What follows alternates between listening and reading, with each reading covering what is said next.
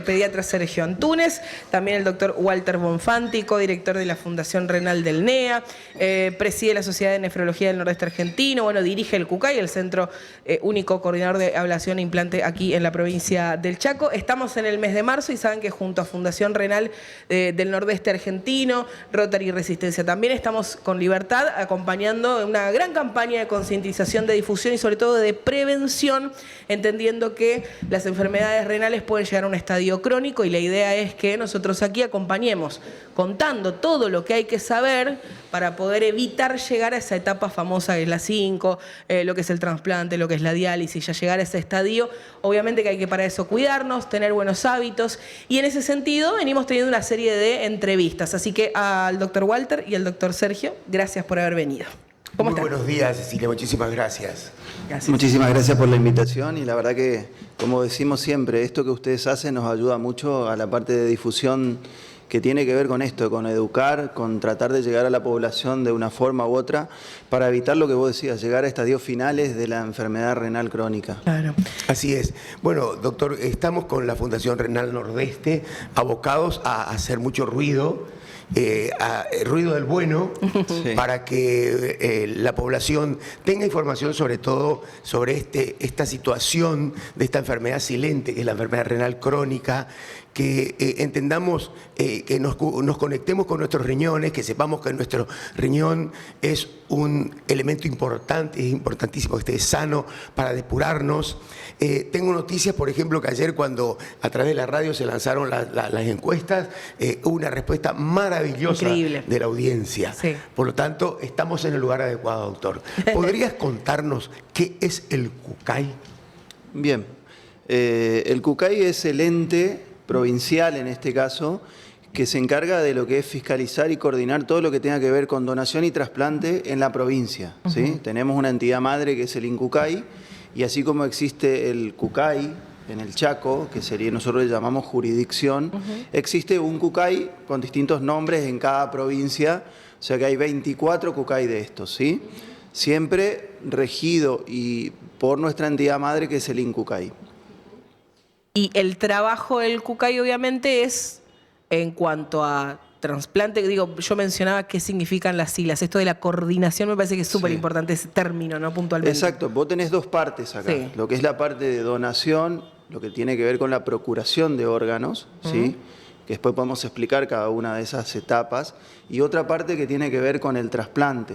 Y agregaría una tercera parte que tiene que ver con el post-trasplante, que también nosotros nos ocupamos de eso, digamos. O sea, todos los pacientes que fueron trasplantados, que requieren una medicación inmunosupresora y que por ahí no tienen obra social, o sea, todo lo que tiene que ver con pacientes del Ministerio de Salud, incluyendo los que tienen que ver con incluir salud, lo que era el ex-profe, digamos, van a retirar y dependen de CUCAI. CUCAI es una forma de decir, dependen en parte de la provincia, en parte de nación, claro, para proveerle de esas drogas que sin ellas, obviamente que... se puede desmoronar el trabajo. Exacto, pueden perder el órgano totalmente. Seguro, sí, totalmente. Hay dos caminos para ser donantes, digamos. El donante vivo y el donante cadavérico. ¿Cuál es el camino para ser? Bueno, yo quiero ser donante vivo, digamos. Bien.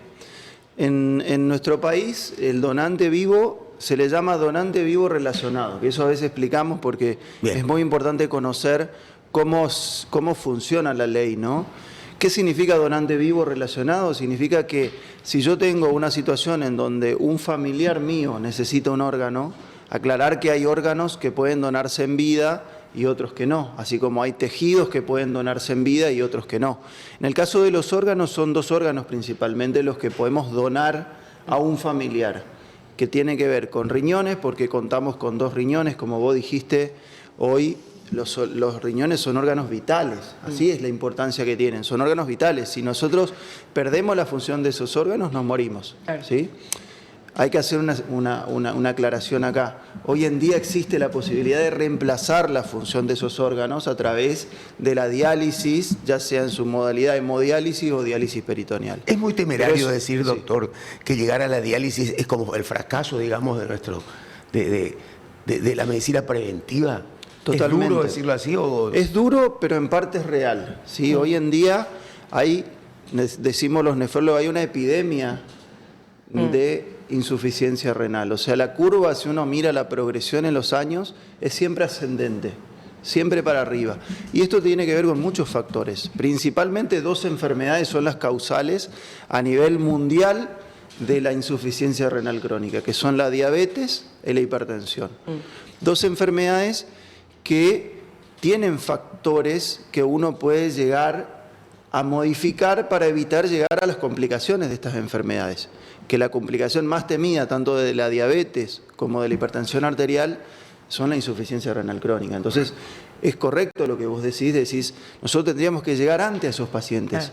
Obviamente que llegar antes implica muchas cosas. Llegar antes va desde el médico de atención primaria que lo sigue desde el momento en que el paciente dice, bueno, me tomé la presión y tengo alta, o me hizo un control por otra cosa, por un prelaboral, por lo que sí me salió el azúcar alta. ¿Sí? O sea que ahí nace la prevención. Eso se llama prevención primaria. Prevención primaria es aquella que llega o aborda la enfermedad antes de que genere la complicación, antes de que genere el problema, vamos a decirlo así. Perfectamente. ¿Sí? Después ya, a nosotros los especialistas generalmente nos llega el paciente ya con una afectación orgánica, sea por la diabetes, sea por la hipertensión. En el caso mío llega el paciente ya con un problema o porque perdió función renal, su clearance, ese que hablamos nosotros que mide cuánto filtra el riñón, está disminuido, o porque empezó a perder proteínas por la orina, o le llegará al oftalmólogo cuando el paciente empieza con problemas de la visión, o al cardiólogo cuando empieza con problemas cardiovasculares. Y así porque estas enfermedades van afectando distintos órganos de toda la economía. Entonces, ahí ya estaríamos ante una prevención secundaria, ¿sí? La idea de la campaña, cuando nos reunimos con la doctora Bianchi, es tratar de llegar, obviamente que en todas las etapas, pero tratar de llegar a la prevención primaria. O sea, para eso tratar de llegar primero a la comunidad y segundo a estos médicos que hacen el primer abordaje del paciente. ¿Sí? Y es muy importante, por un lado que lo sepan manejar, ¿sí? Y por otro lado que sepan cuál es el momento preciso de decir, bueno, voy a consultar, voy a hacer la consulta con el especialista, el nefrólogo, el cardiólogo, el vascular, el oftalmólogo, ¿sí? Correcto. Doctor, lo interrumpí cuando estaba explicando el concepto de donante vivo y de los órganos. Perfecto, vamos ahí, sí. Entonces, donante vivo decimos que es una persona que en vida, ante un acto de amor y de altruismo, decir de donar un órgano para que la otra persona sobreviva o mejore su calidad de vida. Podemos donar 2 órganos de la economía. Riñones, porque tenemos 2 y está establecido por la ciencia que teniendo una vida sana podemos hacer una vida normal con un solo riñón. Y el otro órgano que se puede donar es el hígado, ¿sí? Porque podemos tomar una parte de ese hígado y donarlo a otra persona, pues el hígado es el único órgano que se puede regenerar, entonces se regenera en el donante y se regenera en el receptor, ¿sí? Entonces, estos 2 órganos podemos donar. Después ya podemos ir a tejido, pero es extendernos un poquito más. Podemos donar sangre, podemos ser donantes de médula ósea. Y en el caso de esos órganos que sí podemos donar, tiene que haber cierta compatibilidad. En esos casos, ¿a quiénes les podemos hacer esa donación? Exacto. Ahí hablábamos, que empecé a explicarlo y después me fui por las ramas. Pero, no, yo lo interrumpí. Sí. Nosotros podemos donar a un familiar sin necesidad de que interfiera la justicia. ¿Sí? Y explico por qué es importante esto.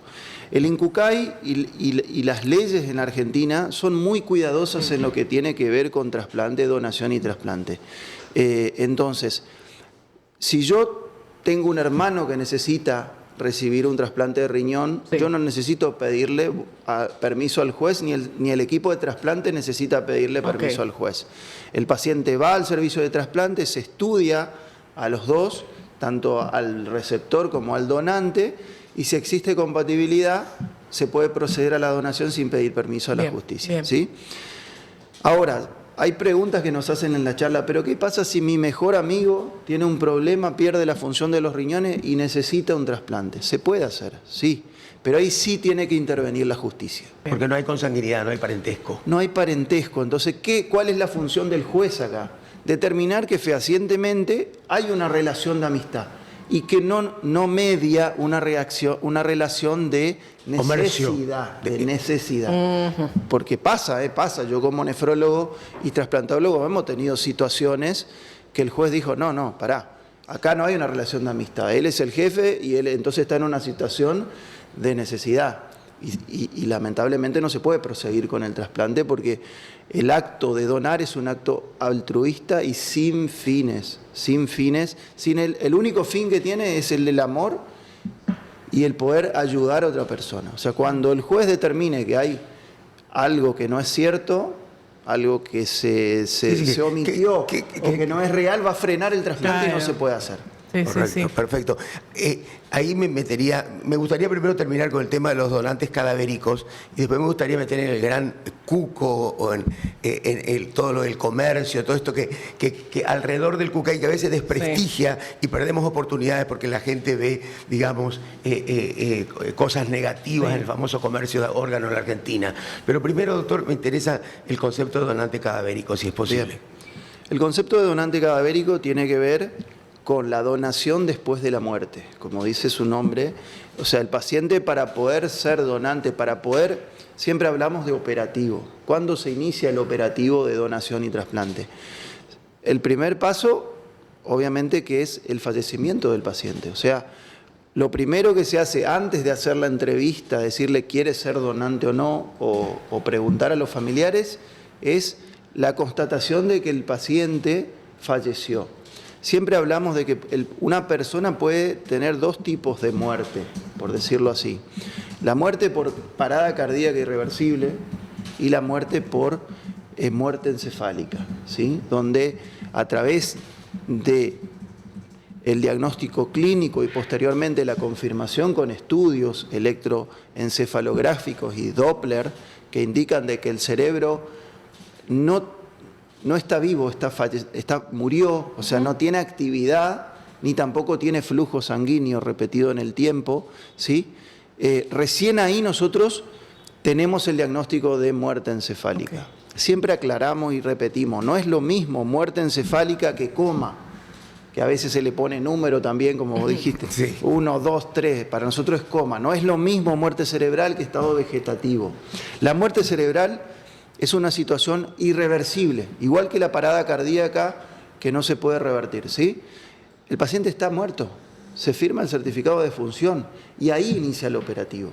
¿Se entiende? Esto también aclarar, porque como vos decís, uno de los mitos que hay es, no, pero si yo expreso, quiero ser donante, a lo mejor adelantan la cosa. Esto es completamente falso, eso no existe, jamás va a pasar, porque aparte, como decimos siempre, en un operativo de donación y trasplante interfieren infinidad de personas, médicos, enfermeros, policía, el CUCAI, o sea, es imposible que a alguien se le ocurra de que algún personal de salud puede adelantar algo, entre comillas, como dice mi hijo, entre comillas, ¿no?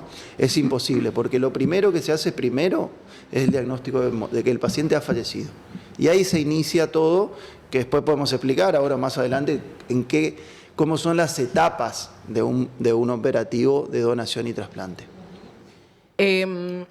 Esta cuestión de la legislación en Argentina me parece interesante, ¿viste? Esto de expresar o no la voluntad de donar, de pasar en limpio un poco en qué situación estamos hoy, porque como decía también Sergio, ¿no? Este gobierno principalmente que tenemos en estos momentos en Argentina ha planteado incluso esto de la liberación para vender los órganos incluso, ¿no? ¿Qué dice la ley hoy?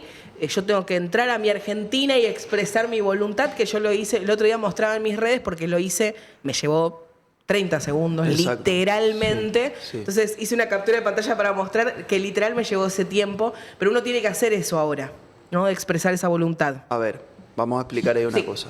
A partir del 2018, cuando se puso en vigencia la ley Justina, que tiene que ver con una ley que salió a consecuencia de, justamente Justina era una paciente que necesitaba un trasplante cardíaco. Lamentablemente no llegó el órgano y perdió la vida. Toda esa movida que hicieron los familiares detrás de ese caso llevó a los distintos poderes a decir, tenemos que nosotros apoyar de alguna forma esto, buscar la forma para que pueda haber más donantes, ¿sí? La ley Justina empieza a regir del 2018. ¿Qué dice? Dice varias cosas, pero la más importante de todas es que toda persona mayor de 18 años que no exprese la voluntad negativa es un potencial donante para la DELE.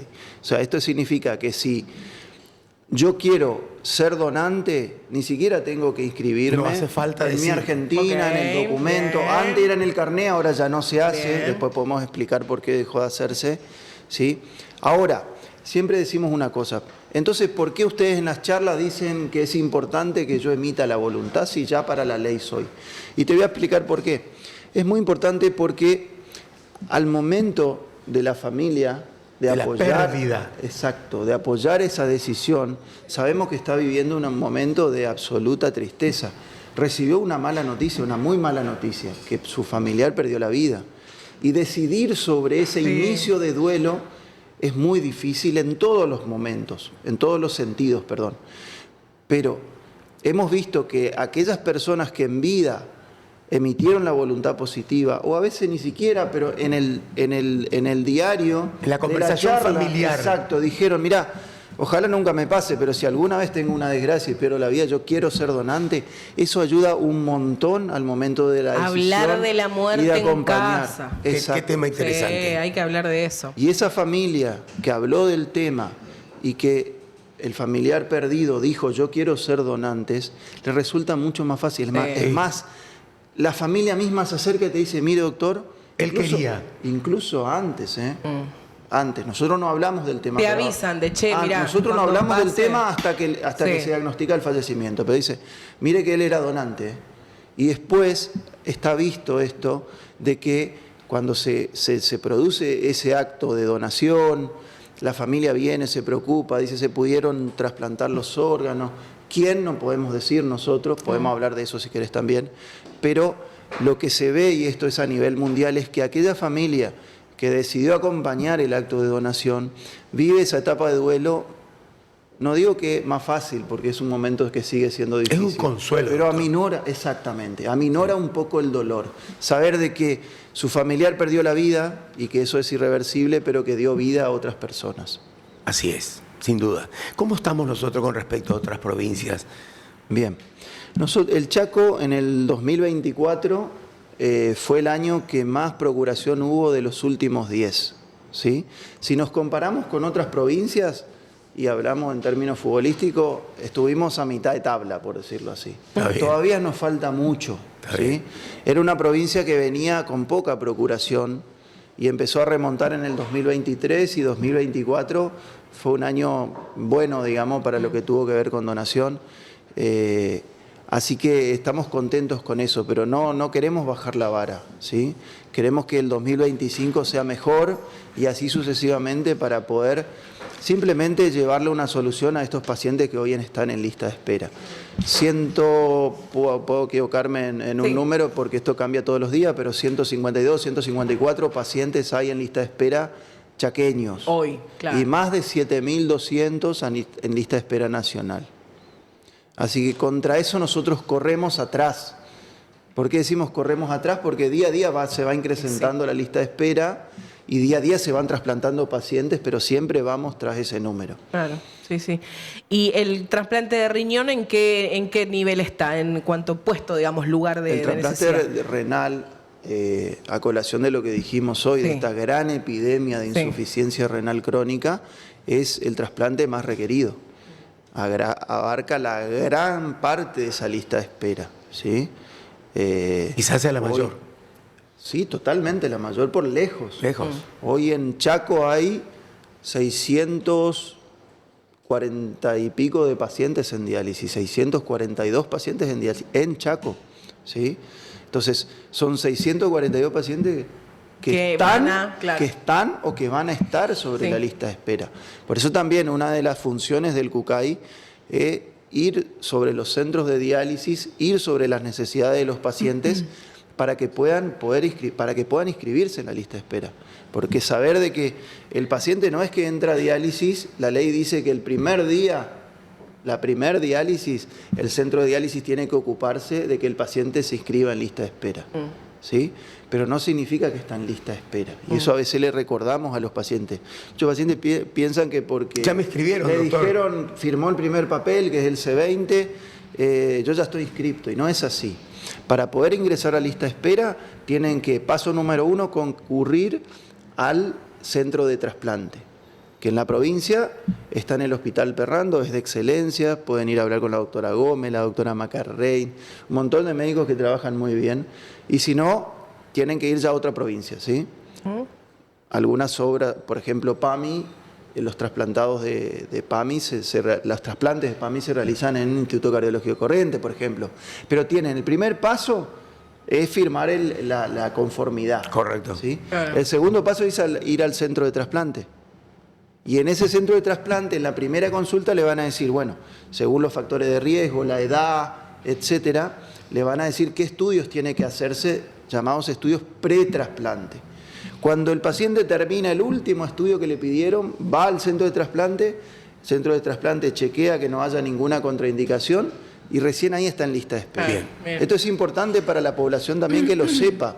Claro, tal cual. Sergio, me quedan 2 minutos, 3. Wow. Elegiste, sí, viste, estas conversaciones son tan lindas que se nos va la vida. Una Gracias, que nos quede para doctor cerrar, Bonfanti, si querés. clarísimo, es un muy buen comunicador. Tengo varias preguntas más, pero bueno, creo que la magia de la radio también exige que esto se termine.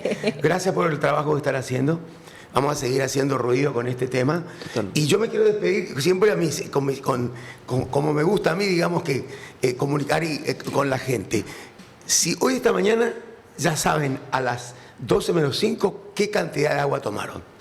¿Y cuándo fue la última vez que se midieron la presión? Porque queremos sacarles paciente al doctor Bonfanti. Queremos hacer medicina preventiva que sirva para una mejor calidad de vida. Hacer actividad física, no fumes, controlate la presión, controla tu peso y toma agua. Los argentinos estamos en el podio del país de mayor consumo de bebidas azucaradas. Y eso no es un buen podio. Gracias, pura vida. Gracias a ustedes, qué amor, divino. Bueno, la nota en libertaddigital.com.ar. Si quieren saber cómo están sus riñones en 1 minuto nada más, recuerden que están las redes sociales de Libertad y en nuestro portal libertaddigital.com.